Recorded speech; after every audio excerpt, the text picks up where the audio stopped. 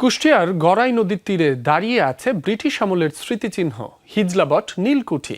নীল চাষীদের ওপর নীলকরদের নির্মম নির্যাতনের নীরব সাক্ষী এই স্থাপনা আজ ধ্বংসের দ্বার প্রান্তে। শত বছরের পুরনো ঐতিহাসিক এই স্থাপনা নিয়ে জানাচ্ছেন সহকর্মী রুহুল আমিন বাবুর প্রতিবেদনে। সিলন টি রপ্তানিতে শীর্ষে। একসময় নীল চাষের কেন্দ্র ছিল হিজলাবট নীলকুঠি। কুষ্টিয়ার গড়াই নদীর তীরে গড়ে ওঠা এই স্থাপনাটি আজ কালের সাক্ষী হয়ে দাঁড়িয়ে আছে।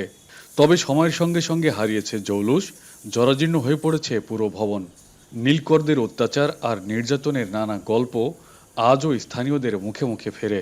200-300 বছর আগে এদেশে যখন ইংরেজের শাসন ছিল, তখন তাদের কর্তৃক যে এই অসহায় মানুষজন, কৃষক বাংলার, এরা যে একটা নির্যাতনের শিকার হয়েছিল, সেটারই কালের সাক্ষী হিসাবে এই ইট পাথর কথা বলে। পরিষ্কার করে পরিচ্ছন্নতা করলে পরিষ্কার করে বিভিন্ন ভালো দেখা যাবে, বিভিন্ন জায়গার লোক আসে দেখতে শুনতে, সবাই ঈদ দিয়ে আসে, তারপর আপনার সবসময় আসে।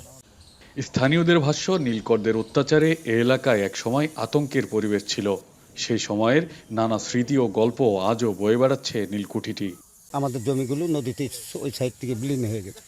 এখন আমাদের তো কিছু নেই, এখন আমরাও বাস করতেছি এই পরিত্যক্ত সম্পত্তির উপর। 85 সালে যুদ্ধের পরে এইগুলো আপনার পরিত্যক্ত সম্পদ চললে মানে এনিমে প্রপার্টি হয়ে গেল। এখন তো সরকারি তত্ত্বাবধান। এখন আমরা যারা আছি যে বিভিন্নভাবে জীবনে যে জাম্মা ফেলা সেভাবে। ব্রিটিশ শাসনের অবসানের পরও নানা ঘটনার সাক্ষী হয়েছে এই ভবন। সময়ের সঙ্গে সঙ্গে ইতিহাসের এই সাক্ষীটি হারিয়ে যেতে বসেছে রক্ষণাবেক্ষণ ও যত্নের অভাবে। এই স্থাপনাটা আস্তে আস্তে ভাঙে চুরে বিলুপ্তের দিকে চলে যাচ্ছে।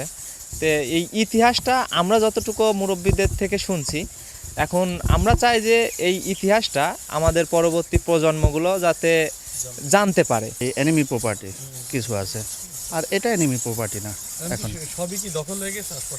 হ্যাঁ, ওটা দখল হয়ে গেছে বলতে কেউ লিজ কেটে নিয়েছে, কেউ করে রাখছে, লিজ টিজ কাটা আছে আর কি। জনগণ যদি মনে করে যে আমরা ওইটি হস্ত থেকে এখন সরকার যদি করিয়ে দেয়, তাহলে পরে করে দিলে পরে থাকবে আর কি।